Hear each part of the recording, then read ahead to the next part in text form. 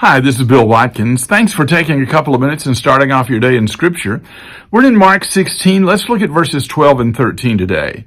It says, after that is after he appeared to Mary Magdalene and she told the disciples, he appeared in another form to two of them as they walked and went into the country. And they went and told it to the rest, but they did not believe them either. That story is told in more detail in Luke chapter 24. And it says, that very day, two of them were going to a village named Emmaus, about 7 miles from Jerusalem. This is beginning in verse 13 of Luke 24. And they were talking with each other about all these things that had happened. And while they were talking and discussing together, Jesus himself drew near and went with them. But their eyes were kept from recognizing him.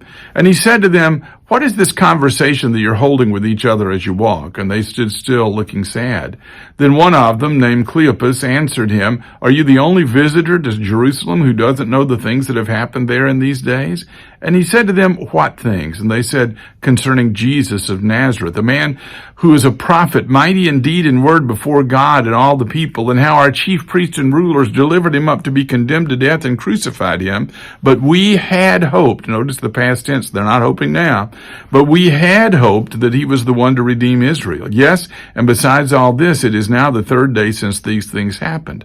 Moreover, some women of our company amazed us. They were at the tomb early in the morning, and when they did not find his body, they came back saying they had even seen a vision of angels who said he was alive. Some of those who were with us went to the tomb and found it just as the women had said, but they did not see.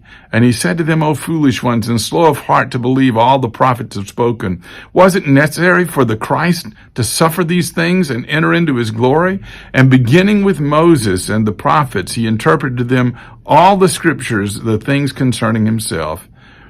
And then when they asked him to come and stay, he was at the table, he took the bread and blessed it and broke it and gave to them, and their eyes were opened and they recognized them, and he vanished from their sight. What do? They run and tell the rest. What happens? Verse 13 of Mark chapter 16, they didn't believe them either. Sometimes, even with testimony, we don't believe. Believe this, Jesus rose from the dead. Thanks for watching.